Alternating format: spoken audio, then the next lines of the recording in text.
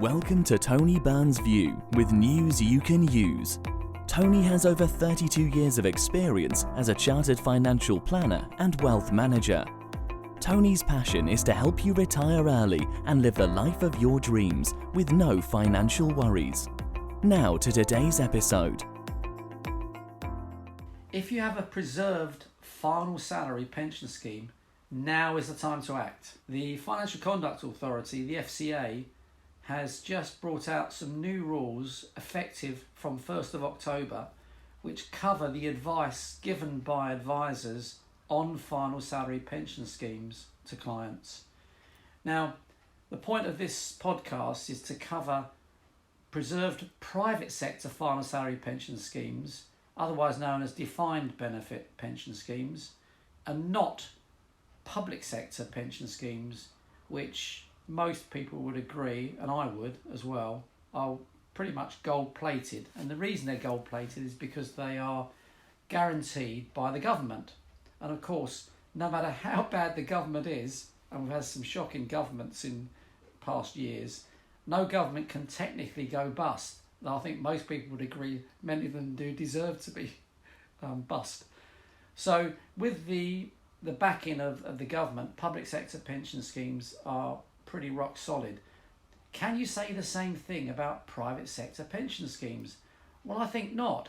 No matter how big these companies are, no company is infallible, no company is guaranteed to succeed forever, and particularly with the coronavirus, many large companies are facing real problems. Now, in recent years, we've had a couple of high-profile cases where companies were struggling and their pension schemes were struggling too. The first example was Tata Steel, formerly known as British Steel. This company got into massive problems in both its trade of the steel industry and its pension scheme, which had a huge deficit when the Indians took it over through Tata Steel.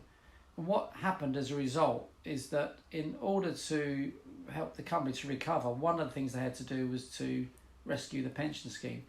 The pensioners did agree to restructuring of the scheme, but it meant a huge fall in benefits, which wasn't much better than if the scheme had gone into what's called the Pension Protection Fund, which has been set up to protect final salary pension schemes that go bust.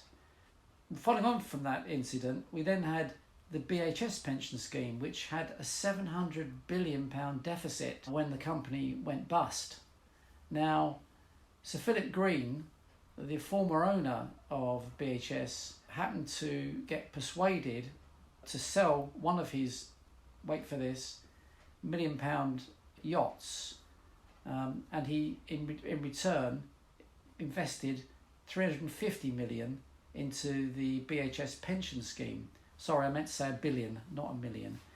So he reinvested the money into the BHS pension scheme, 350 million, halved the deficit. And it was only at that stage that the Pension Protection Fund took over the existing pensions for members, because when it was insolvent to the degree of £700 million, the PPF was very hesitant to take it over. So if anyone thinks that the Pension Protection Fund is guaranteed to take over a final salary pension scheme, that's far from the case. The Pension Protection Fund is not a government scheme. It is funded by levies on final salary pension schemes, but this is very much a shrinking pool. It's estimated that at least a third of private sector final salary pension schemes have gone bust in recent years and been taken over by the PPF. And of the remaining schemes, the combined deficits is now standing at £168 billion, and it's growing year after year. So if you think your private sector final salary pension scheme is gold-plated, you're very much mistaken. Now, many of these companies will manage to keep funding the deficits on their final salary pension schemes, so they'll be able to carry on paying the pensions to members, but it's by no means guaranteed that every scheme will do this.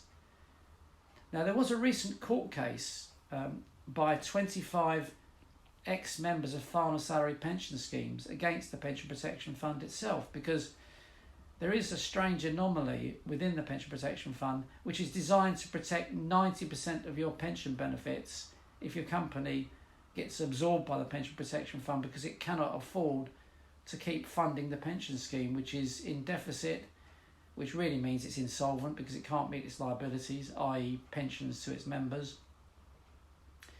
So the recent court case concerned people who'd retired early when their pension scheme was still solvent, before it went into the pension protection fund.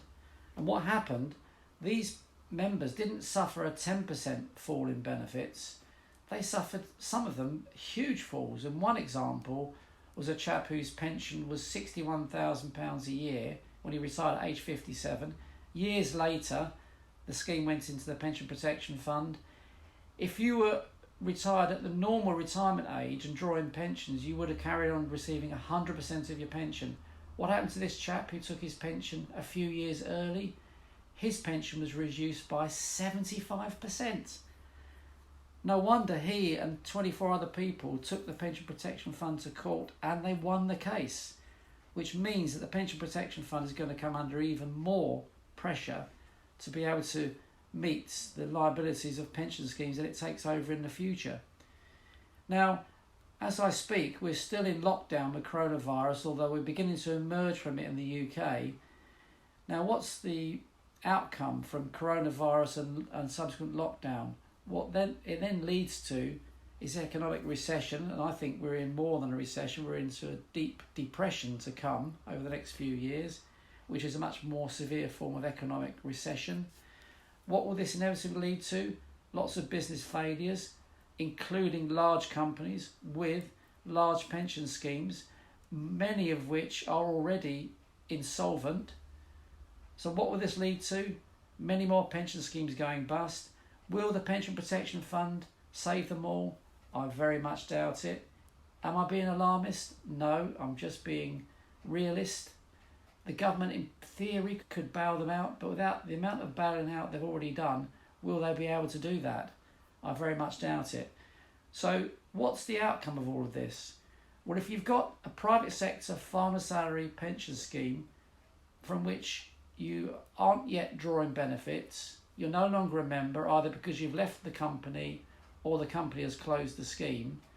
If you're one of those people, it's essential that you at least get your final salary pension scheme reviewed so that you can make an informed decision what you should do about it, whether you should stay or go. To help you make your decision, we do have a very useful 30-page guide on final salary pension schemes, which you can download from our site free of charge, www.wealthandtax.co.uk. Happy reading.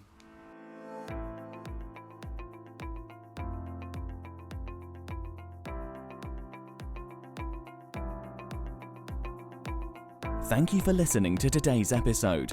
If you enjoyed it, don't forget to share it with your friends and family. For more information, head to www.wealthandtax.co.uk.